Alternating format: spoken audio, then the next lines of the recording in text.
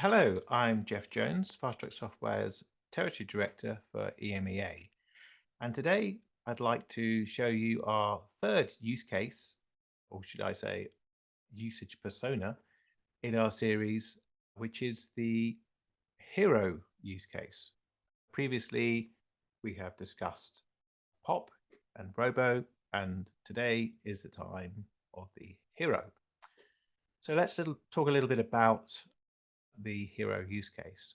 So in the last two use case scenarios, we've had situations where either with POP, you have restricted users to be able to have to request elevation for certain files and restrict their systems from perhaps running system files or perhaps files from a certain vendor. And Robo, we went even further and locked those down so that the only thing they could elevate was a single application. In both of those use cases, that might have the desired effect for the user to achieve certain compliance. But if either of those types of use cases have situations where the user has a problem on their endpoint and they need someone to fix it, and fixing it requires someone from the help desk team to gain elevation on that system, as we've locked everything down, that could be quite problematic for the people on the help desk team. So we're actually not really making life easy for them. So the hero use case uses a feature of ours called Support Assist. So we're going to have a look today at how that works. But before we go on to that, let's have a little look at the environment that our test system here is in. So if I head over to my subsettings, the subsetting I'm going to use here is the standard user one, and I've configured this for pretty much that POP situation. So the user is able to run applications as administrator, but they need approval. I've also configured the particular subsetting so that the user is not able to even request elevation for anything made by Oracle.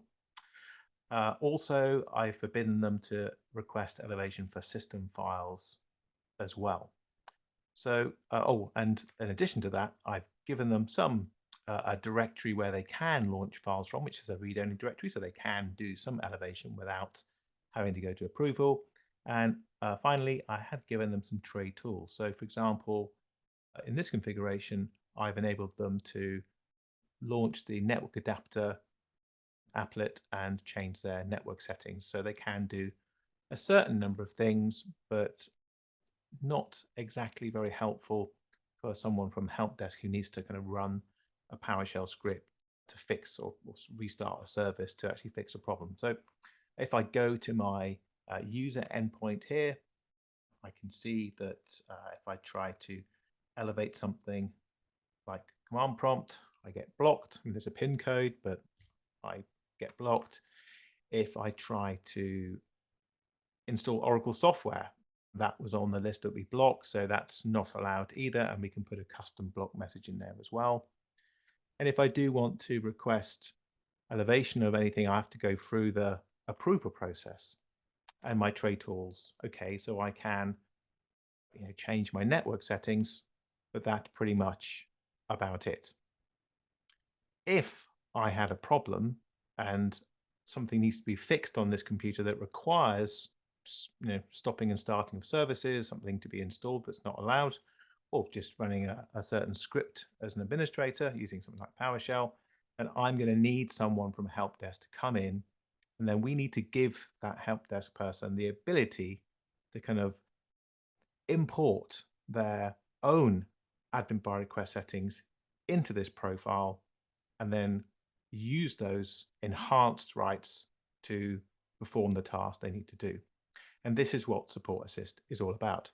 Support Assist doesn't actually, strangely, have any settings in the portal, so it's not an obvious feature to enable. And what I've done here is I've created a subsetting which is called HelpDesk, and that is the highest priority subsetting in my list of subsettings. So if we go into this subsetting here, you see I've scoped the subsetting so that members of these two groups, it happens to be an AD group and a zero AD group, but just a member of those user groups would have this match on the subsetting. In authorization, there's no approval. I can start sessions.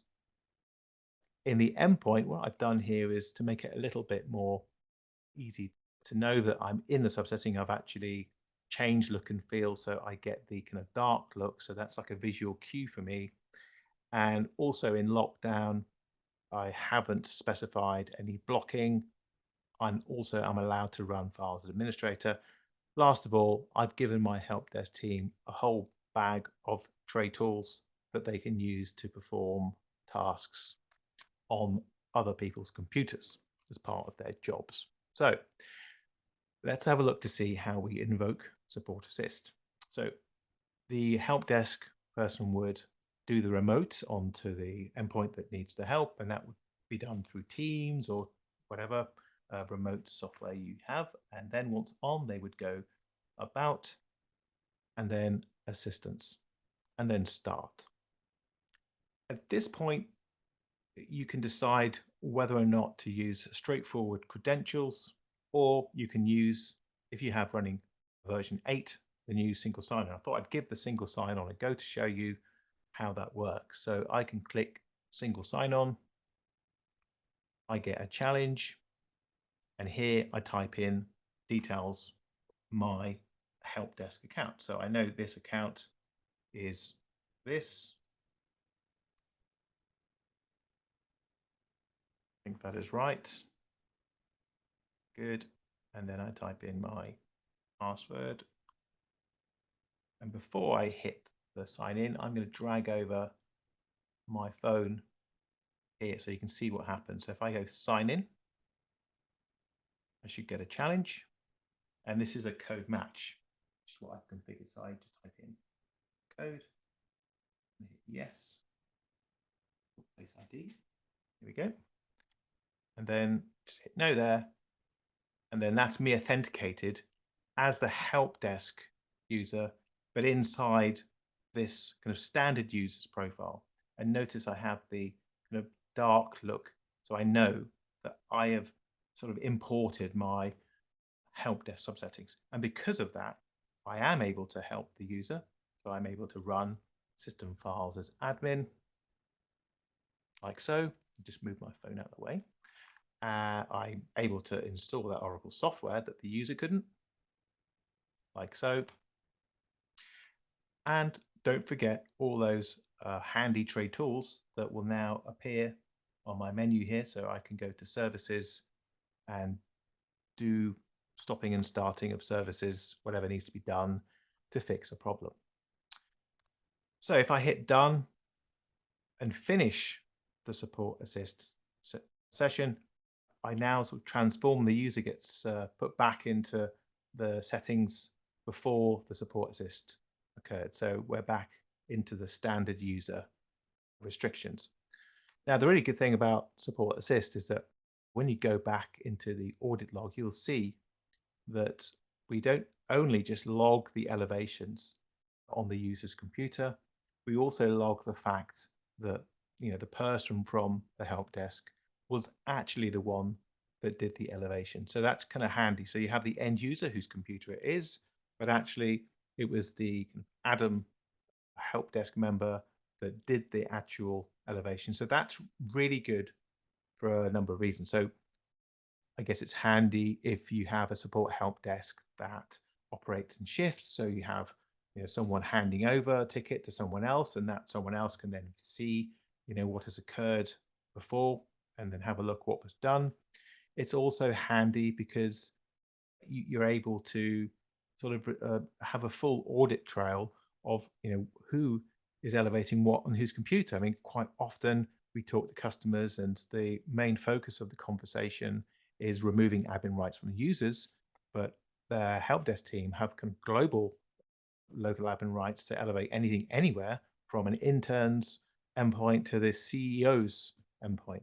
And this is a great way to removing local admin rights from everyone to try to move towards that zero trust thing you're trying to achieve, but also have a full audit trail of who is doing what on whose endpoint, no matter who they are.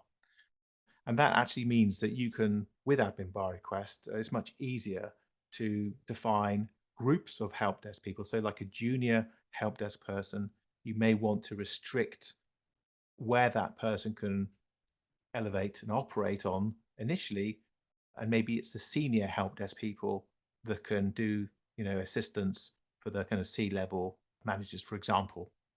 Just a that's just a kind of a suggestion there.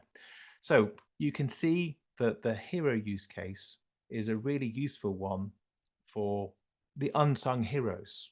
That is the hero use case. I hope you've enjoyed this webinar, and goodbye for now.